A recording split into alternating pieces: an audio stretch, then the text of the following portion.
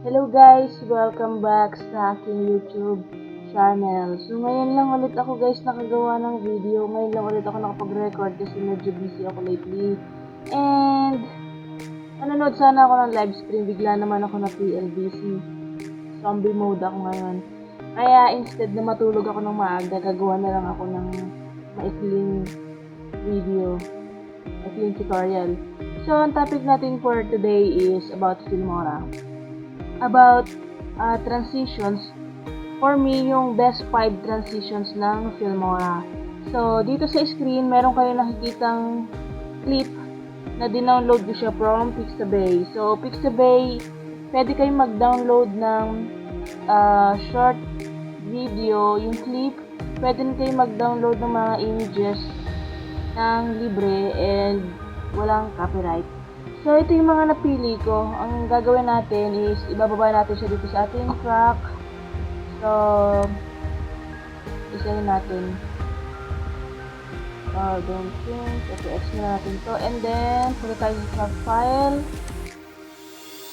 And, baguhin ko muna yung settings na gusto ko. So, 1080 plus 30. Okay, so, ito na. Start na natin. Ibaba natin yung ating mga napiling mga na-download na clip galing sa Pixabay. Maganda yung sequence ito. So, yan. Ibaba natin. Ang sunod is ito. Okay. Yan mo natin yung tatlo.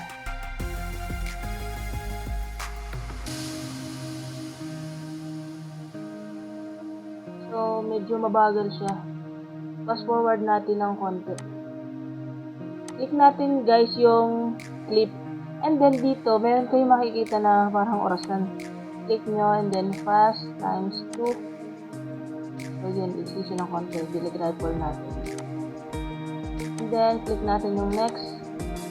Para maging even siya, i-adjust din natin yung bilis niya. So, gawin din natin yung times 2. Then, itong sunod, the same. Plus, tingnan natin kung may pagkakaita. Yun, meron siyang difference. So, pause muna natin. Lagyan natin lahat ng natitira.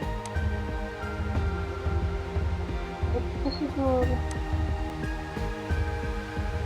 Let's lang siya eh. Check natin mamaya kung dapat ba natin sa akin. Natin ito. Then, so, from here, tingnan natin.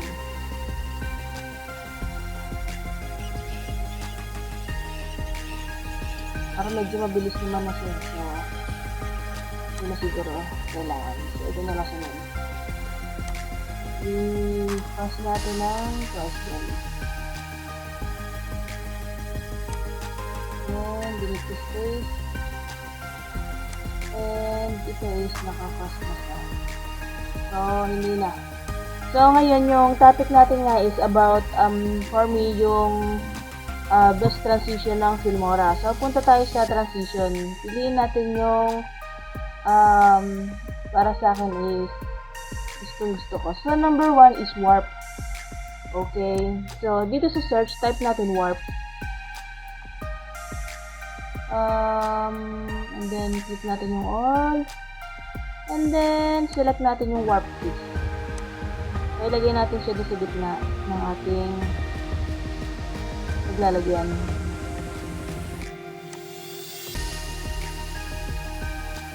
Okay, play natin ang konti. Play natin kung anong pagbabago niya.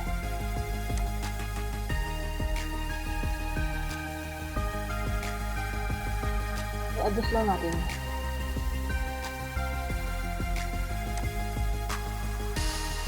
So, properties. And then, tawan muna natin.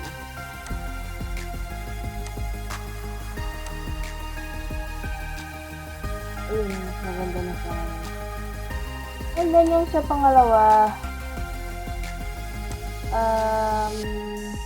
warp 3. Ito maganda rin itong warp 3 eh.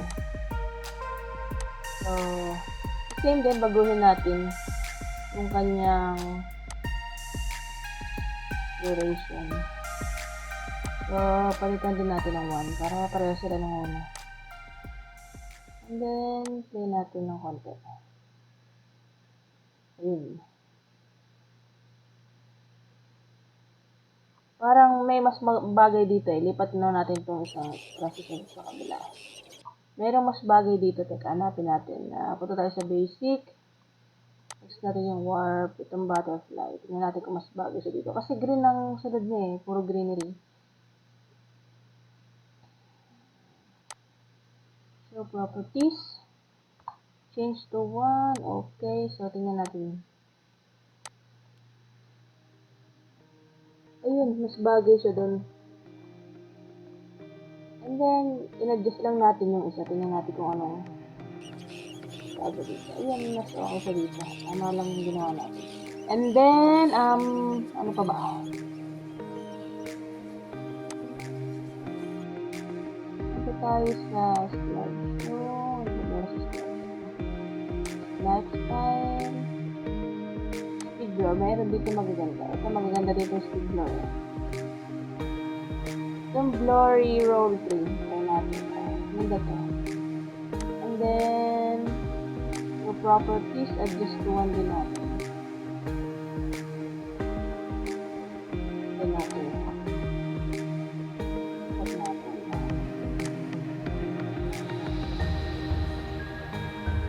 Yun. Tama lang ko yan. So, ilan na? Isa, dalawa, tatlo, apat. So, lagyan pa natin ng isa guys. Para maging 5. Ito yung sa speedblur. Lahat ko maganda. Ito yung mga natry ko na to. Ito tayo sa all. And then, meron pa dito maganda yung orb. Orb 1. Actually, lahat ng orb maganda eh. Pero, meron dito orb 1. Nagamit ko na to. Naganda na ako sa kanya. And titingnan lang natin kung babago siya dito sa ating clip. Change to 1 ulit natin. And then okay.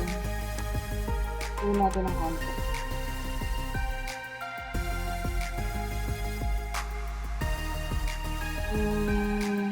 Okay na rin. Pero tingin po tayo baka meron pa yung mas babago din.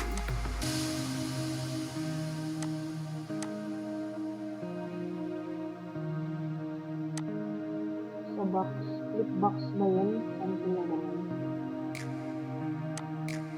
Yun, flip box na. Tingnan natin ito kasi parang hindi ako nababagayan eh.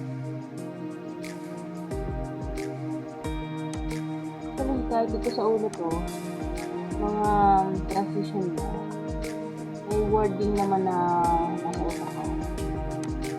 Tingnan natin. Mas okay ka na sabi sa ano.